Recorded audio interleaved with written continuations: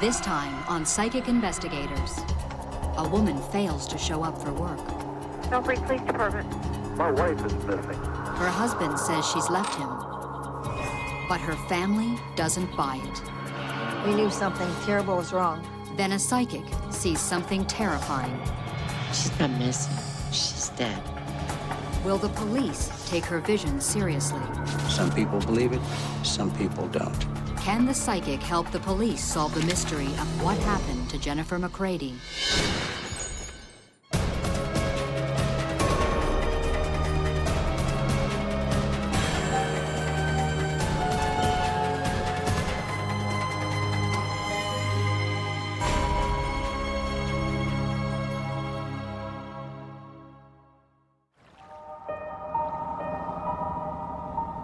Along the Ohio River, reminders of the booming coal industry float by the town of Belpre, Ohio.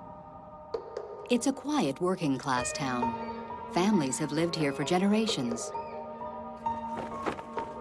An unlikely place for the drama about to unfold with a phone call to the local police, Thursday afternoon, September 19th, 1996. Belpre Police Department. Hi, this is Drew McCready. Uh-huh. My wife is missing. I'll have an officer come in and give you a call up there and talk to you. Okay. The call comes from Ohio State Trooper Jack McCready from his post in Marietta. Trooper McCready and his wife Jennifer, a nurse, are well known around Belpre. A seemingly happy family. They have 2 small children and are very close to Jennifer's parents. The greatest thing for Jenny was being a mom. She just dearly loved those 2 boys. Jack McCready is a respected state trooper with 5 years service. He was named the county's Trooper of the Year. He's also a familiar face at the Belpre Police Department. State troopers often use the office when they make arrests in the area. When I worked at the police station, the State Highway Patrol would normally bring people in there, so I got to know Jack from coming in there with people that he's arrested or doing an accident report. They would come there and use our office. The city of Belpre is very small, 6,000 or 7,000 people, and 11-man department. He knows everybody that works there. He was born and raised in the area. Detective Sergeant Dave Garvey is assigned to the case. At first, the detective treats McCready's call about his wife as routine. Husbands and wives have problems. If any police department actively pursued every missing husband and or wife in the first 3 or 4 hours, probably wouldn't get much work done. 3 hours later, when Trooper McCready returns home, he calls the Belpre police again. He confirms Detective Garvey's initial thoughts. She is apparently not missing. Okay. She's cleaned out pretty much everything, what she owned. Okay. Wedding rings were laying on the kitchen counter. Apparently she's all right. But is she? When Jennifer's parents hear the news, they're shocked. Unlike the police, they refuse to believe Jack's story. And he says, she packed her clothes and took $3,000 and left. Jenny would not leave on her own and not tell us that she was going someplace. We knew something terrible was wrong.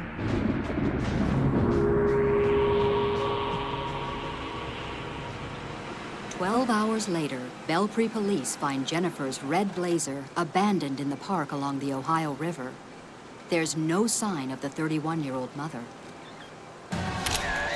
But a detailed search turns up nothing. No blood, no purse, no sign of a struggle. It's a mystery. It's as if Jennifer McCready just vanished into thin air. Garvey zeroes in on her husband.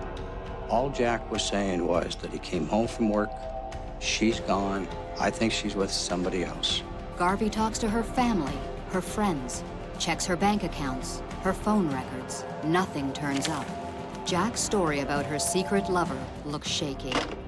Co-workers did not believe that she was seeing anybody or had ever seen anybody at all. Her mom and dad just were emphatic that she would never, ever leave. Her best friends said she would never leave the boys. Jennifer was a very sweet, heartfelt girl. Everybody liked Jennifer.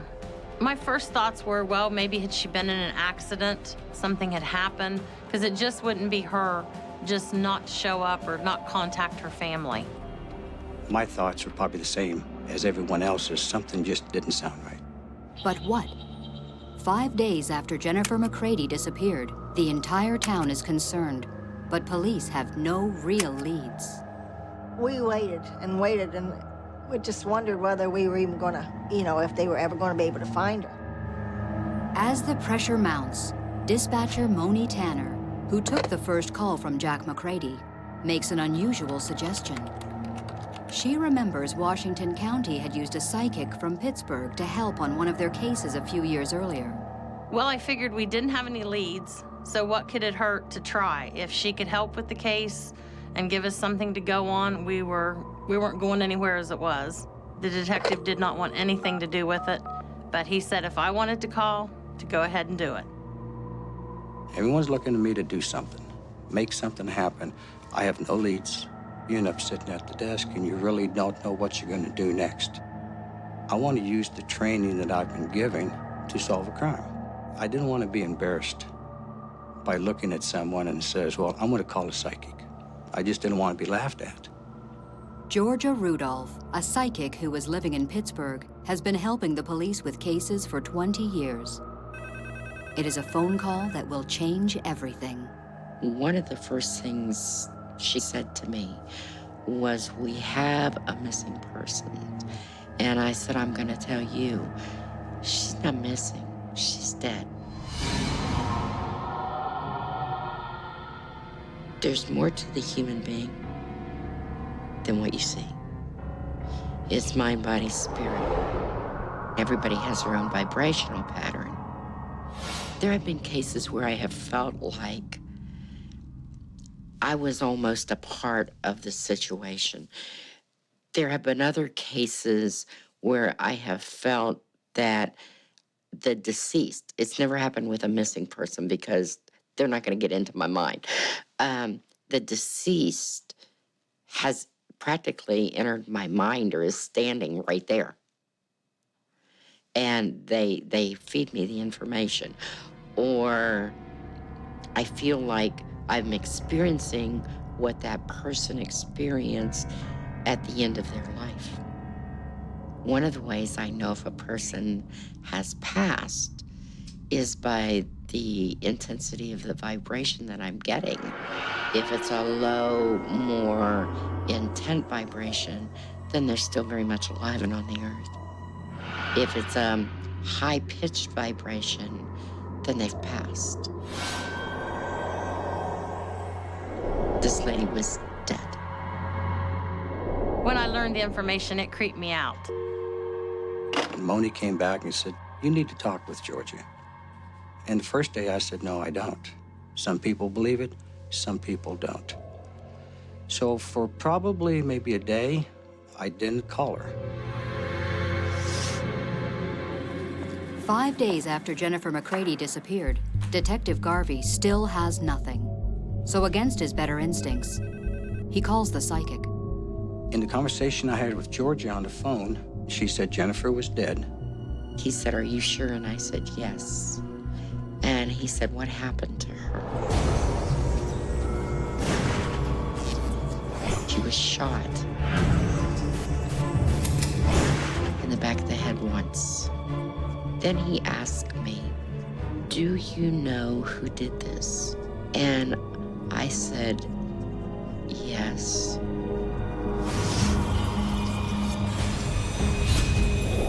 The man you are looking for would remind you of a lumberjack. His physique, not his face. He said, do you know what he does for a living? And I said, like a cop? The detective's mind is racing. Could the psychic be talking about Jack McCready? At 6'2" and 200 pounds, the cop is built like a lumberjack. But if Jennifer McCready is dead, where is she? I told them I don't know where she is, but I can tell you how to get there. My said, you want to get on the main road going outside of your town. And you stay on that road and you go south, and you're going to come to a town.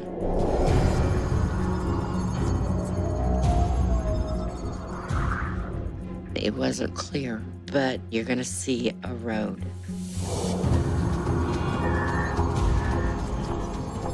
And the numbers to it are 298. And you're gonna see a dirt gravel road that goes up. And you walk up that road, and you're gonna find the body of Jennifer McCready. A psychic with no prior knowledge of the case has just told the detective that a heavily built cop killed Jennifer McCready with a bullet to the head. She's also given him mysterious clues about where to find the body. Could the respected state trooper really have killed his wife? The word of a psychic is not enough for the detective. South of town, 298. Had to look up. I really didn't know what that meant. Then, 24 hours later, there's a call to the Belpre police station that will blow the investigation wide open.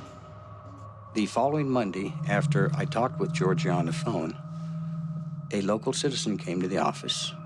They told me that they were south of town. They saw a state highway patrol car coming down a hill on Township 298. And she said, the look he gave me, you just need to look into that.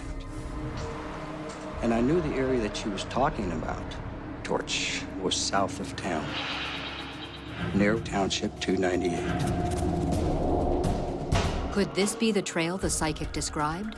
The similarities are so strong that Garvey, still skeptical, decides to check it out. He drives south of Belpre on the road leading to Torch, Ohio. At Township Road 298, he finds an abandoned oil field road. This is the road where the caller had seen the trooper's car. And unable to access the oil field road, you have to go up a hill. So if you actually went ahead and sat on 298 and looked up the oil field road, you're looking up a hill.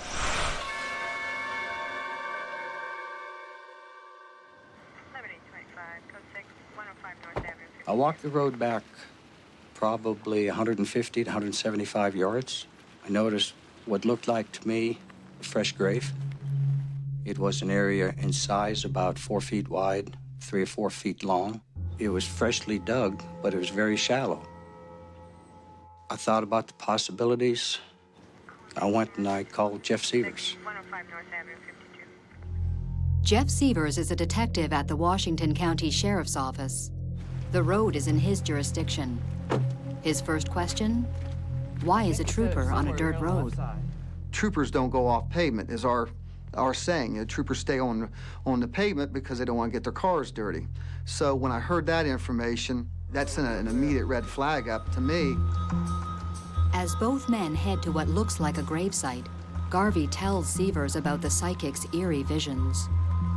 I can recall talking with Jeff about what Georgia had said. And we both joked about it.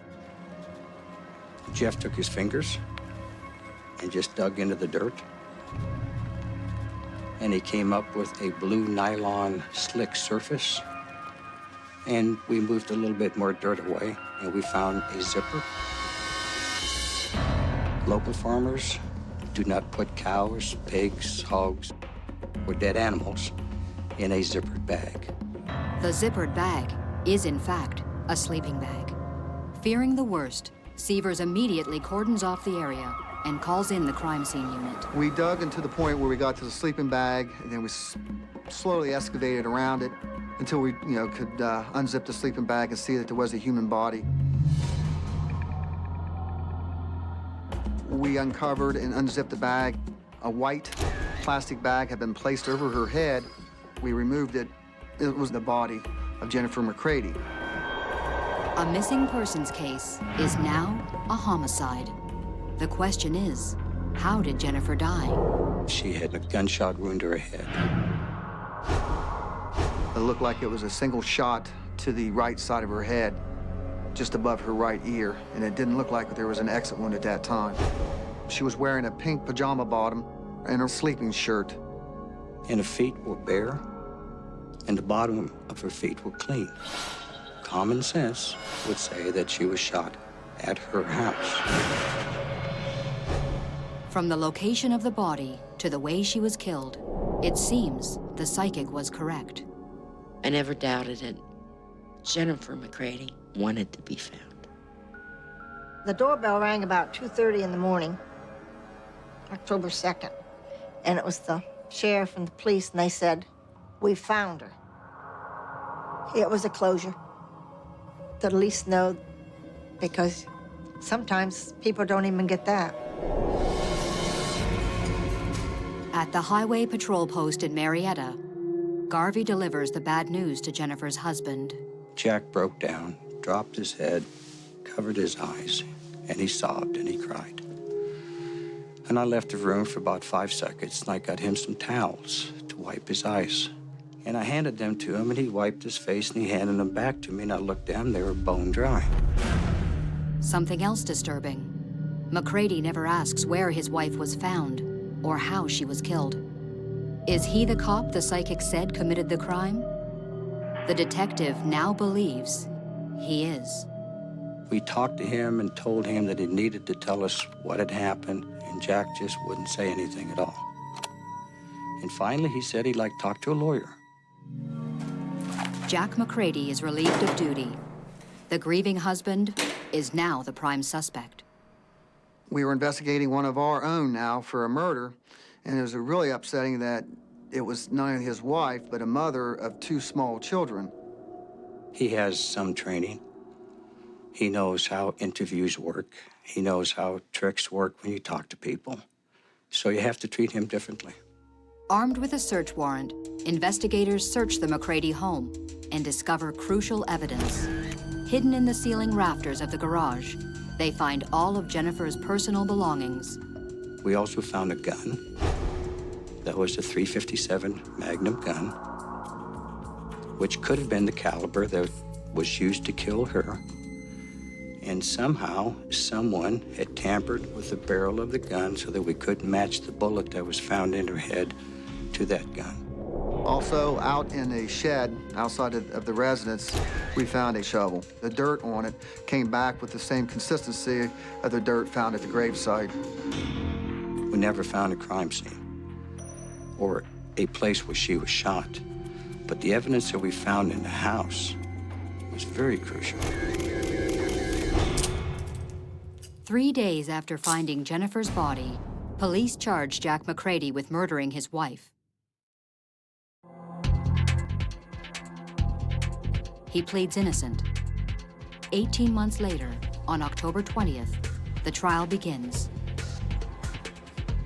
The prosecution of Jack McCready was a circumstantial evidence case. There was no confession from Mr. McCready. There was no eyewitness who was able to take the stand and describe for the jury how he or she saw the crime being committed. The case generated a very high level of attention in the community. First of all, again, the nature of the crime, the tragedy of a young mother being killed and the 2 children being without their mother. Added to that, the fact that the defendant was a law enforcement officer. And I think by and large in this community, law enforcement officers still have a fair amount of respect of the people. And this really shook that belief. Yet the discovery of Jennifer's body allows the prosecution to argue that Jack has lied about his wife's disappearance from day one. When the body was located, she was wearing the kind of things she would have worn to bed. It's not something that a woman would wear when she was running off for a rendezvous with a secret lover. That was obviously a crucial piece of evidence. The trial also revealed that Jack lied about his marriage. A co-worker testified Jennifer had told her that she was planning to leave Jack and take the kids. The prosecution argued that on the night of September 19th, Jennifer and Jack fought over her decision. Jack wasn't going to let that happen. He took his gun, and while his kids slept in their room, he shot his wife in the back of the head. To catch any blood loss, he put a white plastic bag over her head. To move the body, he stuffed her inside a blue sleeping bag. Using her red Blazer, he drove to the abandoned oil field road outside of town.